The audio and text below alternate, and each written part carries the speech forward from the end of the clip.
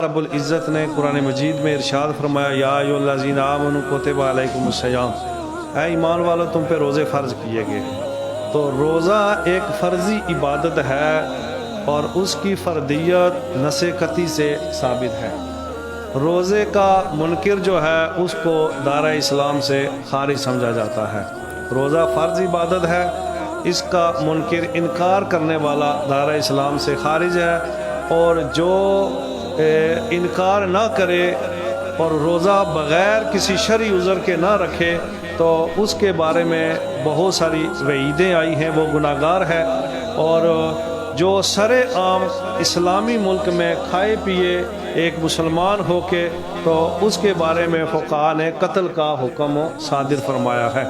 یہاں میں ایک ناظرین آپ سے عرض کرنا چاہوں گا کہ کوئی فرد یہ نہ سمجھے کہ اس کو یہ اختیار ہے کہ بے روز جو سر عام کھا پی رہا ہے اس کو قتل کر دے، بلکہ یہ ریاست کی ذمہ داری ہے اور قاضی کو اختیار ہے کہ وہ اس کے قتل کا حکم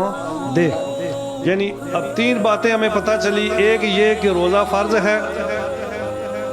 دوسرا اس کے انکار کرنے والا دائرہ اسلام سے خارج ہے، تیسرا اس کے نہ رکھنے والا گناہگار ہے، اور یہ جو ایک فالتو بات ہمیں پتہ چلی وہ یہ کہ جو سر عام کھائے پیے ایک اسلامی ملک میں رمضان کی توہین کرے، روزے کی توہین کرے، اس کے بارے میں فقہاء نے قتل کا حکم صادر فرمایا ہے کہ قاضی اس کے قتل کا حکم دے اور ریاست اس حکم پر عمل پیرا ہو۔ روزہ ایسی عبادت ہے، میرے اور آپ کے آقا جناب محمد رسول اللہ صلی اللہ علیہ وآلہ وسلم نے فرمایا کہ ہر ایک جو آپ کی نیکی ہے، آپ کا عمل ہے، اس کا جو ثواب ہے وہ کرامن کاتبین کے لکھے پر دیا جائے گا، جو فرشتے لکھتے ہیں ان کے ذریعے دیا جائے گا۔ یہ دو ہمارے کندھوں پہ فرشتے بیٹھے ہوئے ہیں، ان کو کرامن کاتبین کہا جاتا ہے۔ یہ جو لکھتے ہیں اس کے مطابق اجر دیا جائے گا۔ فرشتوں کو معلوم ہے کہ فلاں جو عمل ہے اس کا اتنا اجر ہے، فلاں عمل ہے اس کا اتنا اجر ہے، اور سرکار نے فرمایا ہر ایمان والے کا اجر 1 سے لے کے 700 تک بڑھایا جاتا ہے۔ یعنی آپ کوئی نیکی کرتے ہیں، کوئی عمل کرتے ہیں تو اس کو 700 تک یعنی بڑھایا جائے گا، نیکی ایک کے بل 700 گنا بڑھا دیا جائے گا۔ کسی کو 1 گنا، کسی کو 10 گنا، کسی کو 20 گنا، کسی کو 30، 50، 100، 200، اللہ جس کو چاہے جتنا بڑھا دے۔ لیکن جو اس نے بڑھانا ہے اس کا فرشتوں کو علم ہے کہ اس نیکی کا اجر اتنا بڑھایا جائے گا۔ سرکار نے فرمایا روزے کا جو ثواب ہے وہ فرشتوں کو بھی نہیں پتا۔ پتہ کیوں نہیں ہے؟ کہ روزہ رکھنے والا یہ ایسا امر ہے جو مخفی ہے، کسی کو پتہ نہیں ہے کہ یہ حالت روزہ میں ہے یا نہیں ہے۔ ایک میں جس طرح آپ کے سامنے آ گیا ہوں، آپ کو کیا معلوم ہے ناظرین اور میرے بھائی کہ میں روزے میں ہوں یا نہیں ہوں، میں کس طرح دن گزار کے یہاں آیا ہوں؟ یہ ایک مخفی عمل ہے، اس لیے اللہ نے اس کا اجر بھی مخفی رکھا ہے۔ وہ کسی کو نہیں بتایا کہ میں کتنا دوں گا، رب جتنا دے وہ دے، اور اس کا اجر اللہ نے مخفی رکھا ہے۔ یہ بھی اس کی ایک شان ہے کہ روزہ اتنی شان والی عبادت ہے کہ اللہ نے اس کا اجر فرشتوں کو بھی نہیں بتایا، بلکہ کیا کیا؟ میان عاشق و معشوق رمزیست، میان عاشق و معشوق رمزیست کرامن کاتبین ہم خبر نے کہا یہ عاشق اور معشوق کے درمیان ایک راز تھا روزہ۔ اللہ نے کرامن کاتبین کو بھی اس کی خبر نہیں ہونے دی کہ میں اس کا اجر کتنا دینے والا۔ تو یہ روزہ ہے، یہ اس کی اہمیت ہے، یہ اس کی جو ہے وہ شان ہے۔ میرے آقا جناب محمد رسول اللہ صلی اللہ علیہ وآلہ وسلم کی ایک حدیث شریف ہے، میں آپ کے گوش گزار کروں گا۔ افتخار بھائی جلدی سے ہم آگے کی طرف بڑھنے کی کوشش کریں گے چونکہ وقت ہمارے پاس اتنا نہیں ہے۔ ناظرین، سرکار کی بارگاہ میں ایک دیہاتی آ گیا، آ کے عرض کرنے لگا یا رسول اللہ صلی اللہ علیہ وآلہ وسلم مجھے کوئی ایسا عمل بتائیے کہ جس کو کر کے میں جنت میں داخل ہو جاؤں، یعنی جنت میں داخل کرنے والا کوئی عمل مجھے بتائیے۔ تو سرکار مدینہ علیہ الصلوۃ والسلام نے فرمایا او میرے صحابی، میرے دیہاتی صحابی، اس طرح کر تو اللہ کی ایک ہونے کی گواہی دے، تو مجھے نبی آخر الزمان مان، میری رسالت کی گواہی دے، اور جو فرض نمازیں ہیں ان کو ادا کر، اور جو فرض زکوٰۃ ہے اس کو ادا کر، اور پھر تو جو ہے وہ رمضان شریف کے روزے رکھ تو تو جنت میں داخل ہو جائے گا، تو جنتی بن جائے گا۔ اس نے کہا یا رسول اللہ صلی اللہ علیہ وآلہ وسلم ذرہ برابر بھی اس میں اضافہ میں نہیں کروں گا، یعنی جو آپ نے بتایا میں اسی پہ عمل کروں گا، یا رسول اللہ ایک ذرہ برابر بھی اس میں اضافہ نہیں کروں گا۔ اب یہ کرنے والے کے بارے میں جو سرکار نے بشارت ارشاد فرمائی، ناظرین میں آپ کے جو ہے وہ نظر کرنا چاہوں گا افتخار غوری صاحب آپ کی وساطت سے۔ میرے نبی نے فرمایا جب وہ صحابی یہ کیا کہ بھائی ذرہ برابر بھی اس میں اضافہ نہیں کر، چلنے لگا نا، وہ چل رہا ہے، مدینے والے اس کو دیکھ رہے اور فرما رہے اپنے صحابہ کو اگر کسی جنتی کو دیکھنا ہو تو اس کو دیکھ لو۔ یعنی روزہ ایسی عبادت ہے دیگر اعمال کے ساتھ جب اس کو کیا جائے تو یہ جنتی ہونے کی دلیل ہے، یہ جنتی ہونے کی دلیل ہے۔ میرے آقا جناب محمد رسول اللہ صلی اللہ علیہ وآلہ وسلم نے فرمایا روزے دار کے بارے میں، یعنی جو روزہ دیگر عبادات کے ساتھ رکھنے والا ہے، سرکار نے فرمایا اگر کسی جنتی کو دیکھنا ہو تو اس کو دیکھ لو۔ پھر ایک سرکار کا فرمان عالی شان ہے، میرے آقا نے فرمایا روزہ ڈھال ہے۔ روزہ کیا ہے؟ ڈھال ہے۔ اب کیسے ڈھال ہے؟ اس دنیا میں روزہ اس طرح ڈھال ہے کہ جب شیطان ہمارے اوپر غلبہ حاصل کرنے کی کوشش کرتا ہے تو یہ روزہ ڈھال بن کے سامنے آ جاتا ہے، اور بروز حشر جب جہنم ہمارے سامنے ہوگی تو روزہ ڈھال بن جائے گا، یعنی روزہ جو ہے وہ ہمیں جہنم کی طرف نہیں جانے دے گا۔ یہ روزہ ڈھال ہے۔ اس دنیا میں یہ شیطان سے ہمیں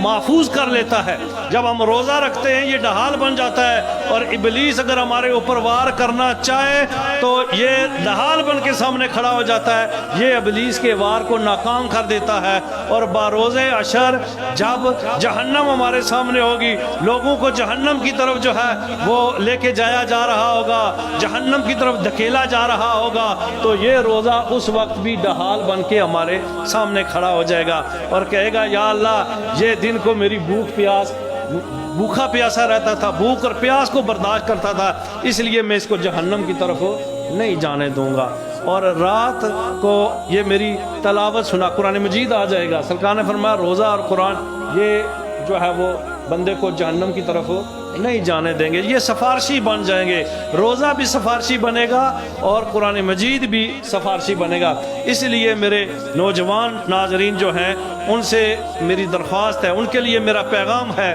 کہ وہ روزہ بھی رکھیں اور ساتھ قرآن مجید کی تلاوت بھی کریں، کیونکہ انہوں نے بروز حشر بھی اور قبر میں بھی ہمارا سفارشی بننا ہے۔ آج ہم کتنے سفارشی ڈھونڈتے ہیں اپنے لیے، بڑے لوگوں سے تعلقات پیدا کرتے ہیں کہ یہ کوئی مسئلہ بنا تو ہمارے سفارشی بن کے جو ہے وہ سامنے آ جائیں گے۔ مدینے والے نے فرمایا یہ روزہ اور قرآن جو ہے یہ قبر میں بھی اور حشر میں بھی تمہارے سفارشی بننے والے ہیں، اس لیے ہمیں چاہیے کہ ہم قرآن مجید کی تلاوت بھی کریں اور رمضان شریف کے روزے بھی رکھیں۔ اب آتے ہیں ہم مسائل رمضان کی طرف، سارے تو نہیں اس مختصر سی نشست میں ہو سکتے، لیکن جو ضروری ہیں۔ اب روزہ ہے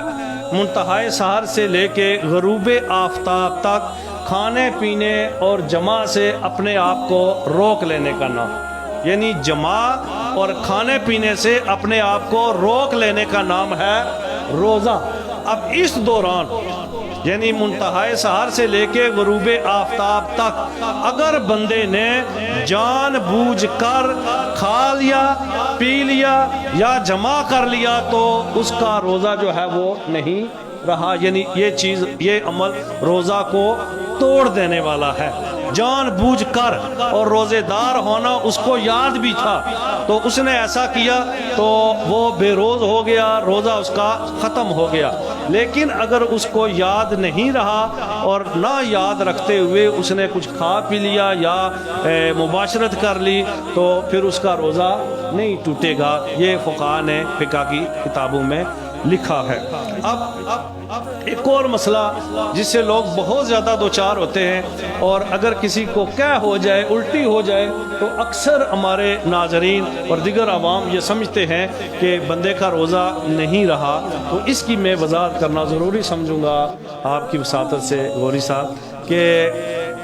کیا ہونے سے روزہ نہیں ٹوٹتا ہے اگر جان بوجھ کے اس نے نہ کی ہو، منہ بھر کے بھی کیا ہو جائے لیکن اس نے جان بوجھ کے نہ کی ہو تو اس سے روزہ نہیں ٹوٹتا ہے۔ اس لیے ہمارے نوجوانوں کو اور بزرگوں کو ناظرین یہ خیال ہونا چاہیے کہ قے ہونے سے روزہ نہیں ٹوٹتا ہے۔ اگر جان بوجھ کر کوئی قے کرے، منہ بھر کے کرے گا تو روزہ ٹوٹ جائے گا، منہ بھر سے کم کرے گا تو پھر بھی روزہ نہیں ٹوٹے گا۔ یعنی کہ خود بخود ہو جائے تو روزہ نہیں ٹوٹتا ہے، جان بوجھ کے کرے تو منہ بھر کے کرے تو ٹوٹے گا، اس سے کم کرے تو روزہ نہیں ٹوٹے گا۔ اب الٹی قے اس کو ہو رہی ہے اور وہ غیر دانستہ طور پر اندر چلی جائے تو پھر بھی روزہ نہیں ٹوٹتا ہے، یہ روزے کو توڑنے والی عمل نہیں ہے۔ اب یہاں پہ ایک چھوٹی سی بات میں پوچھنا چاہ رہا تھا کہ ایک تو قے جان کے کر لینا اور ایک قے کا ہو جانا، اور کئی مرتبہ ایسا ہوتا ہے کہ کسی کو بیماری ایسی لگ جاتی ہے کہ اس کی قے رکتی نہیں ہے، پھر اس کو روئے گا، یعنی کہ بار بار بھی ہو تو روزہ اس کا نہیں ٹوٹے گا، کیونکہ وہ جان بوجھ کے تو نہیں کر رہا نا۔ جان بوجھ کر فقہاء نے یہ لکھا ہوا ہے کہ انگلی شنگلی ڈال کے اگر کوئی کرے تو قے کرے، تو اگر منہ بھر کے اس کی قے ہے تو روزہ ٹوٹ جائے گا، اگر نہیں ہے تو پھر روزہ نہیں جو ہے وہ ٹوٹے گا۔ سحری کا وقت سمجھ کے اب یہ اگلا مسئلہ، چونکہ وقت بالکل ہی تنگی رکھتا ہے، یہ ایک مسئلہ آپ یہ بھی جاننا ضروری ہے کہ اگر روزہ ٹوٹ گیا ہمارا تو دو طرح پہ اس کا حکم ہے، ایک ہے قضا کا اور ایک ہے کفارے کا۔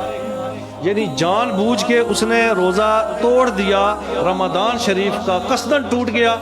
ناعلمی میں ٹوٹ گیا، جس طرح مثلا وہ کھا پی رہا ہے، اس کو پتہ نہیں ہے وقت سحر ختم ہو گیا، بعد میں اس کو معلوم ہوا کہ وقت سحر جو ہے وہ ختم ہو گیا تھا تو میں نے روزہ رکھا ہے، تو اس کا روزہ نہیں ہوگا، لیکن اس روزے کی فقط قضا ہے، بعد رمضان کے وہ کوئی ایک دن وہ روزہ رکھ لے تو اس کا وہ روزہ اس کی قضا ہو جائے گی۔ اسی طرح بندے نے اس کو مسئلہ نہیں معلوم تھا تو کھا پی لیا اس نے بھولے سے یا جمع کر لیا بھولے سے، تو بعد میں اس نے سمجھا کہ اب میرا روزہ نہیں رہا ہے، شاید مسئلہ نہیں جانتا تھا وہ، اس نے بعد میں کھانا پینا شروع کر دیا تو یہ بھی اس کی فقط قضا ہے۔ دوسری صورت کہ جان بوجھ کر روزہ توڑتا ہے، روزہ دار ہونا اس کو یاد ہے، بہت سارے اس کے جزیات ہیں، اس پہ اب وقت نہیں ہے کہ بات کی جائے، لیکن جان بوجھ کے المختصر اس نے روزہ توڑ دیا تو اس پہ قضا بھی ہے اور کفارہ بھی ہے، یعنی قضا بھی کرے گا، روزہ بھی رکھے گا اور اس کا کفارہ بھی۔ اب اس کا کفارہ کیا ہے؟ جس نے جان بوجھ کے روزہ جو ہے وہ چھوڑا، اس کا پہلا کفارہ یہ ہے کہ وہ ایک غلام یا لونڈی کو آزاد کرے، ایک غلام یا لونڈی کو آزاد کرے۔ آج کے دور میں غلام اور لونڈی کا تو تصور نہیں ہے، تو دوسرا یہ ہے کہ وہ پے در پے یعنی لگاتار 60 روزے رکھے، ان میں سے یہ ہے کہ ایک بھی روزہ کم ہے اگر اس کا تو بیچ میں روزہ چھوڑ دیا اس نے تو پھر شروع سے اس کو روزہ رکھنا پڑے گا۔ دیکھیں اتنا جو ہے اس کی اہمیت ہے روزے کی، یعنی 60 روزے لگاتار رکھے گا۔ ہاں یہ جو مینسز والی عورتیں ہیں ان کے لیے یہ رعایت ہے کہ وہ ان کے ایام جو ہیں وہ نہیں قضا کے کفارے کے روزوں میں بھی ہے کہ وہ چھوڑیں گی جو، تو پھر جہاں سے چھوڑا ہے وہاں سے ہی گنتی شروع کریں گے۔ باقی کوئی بھی آدمی اگر روزہ مرد ہو یا عورت ہو، بغیر کوئی اس کا شرعی بیچ میں بات نہیں آتی ہے، جس طرح مینسز آگے تو اس کو لگاتار روزے رکھنے پڑیں گے، ایک بھی چھوڑے گا تو پھر شروع سے، بے شک ایک کم ہے تو اس کو دوبارہ سے جو ہے وہ رکھنے پڑیں گے۔ یہ اس کی پہلی قضا ہے غلام کو آزاد کرے، دوسری قضا ہے کفارہ، وہ دوسرا کفارہ یہ ہے کہ وہ لگاتار روزے رکھے، اور تیسرا یہ ہے کہ 60 فقراء کو مساکین کو جو ہے وہ روز جو ہے وہ صبح و شام جو ہے وہ کھانا کھلائے، یا صدقہ فطر جتنا جو ہے وہ فدیہ وہ دے۔ بہت سارے مسائل ہیں، پھر کبھی انشاءاللہ موقع ملا تو آگے چلیں گے، وقت ہمارا تقریباً ختم ہوا جاتا ہے، افطار کا وقت قریب ہے۔ میں ممنون ہوں آپ کا کہ آپ نے مجھے موقع فراہم کیا ہے، آپ کی پوری ٹیم کو اللہ اپنے سایہ رحمت میں رکھے، اللہ آپ پہ فضل کرم مہربانی فرمائے۔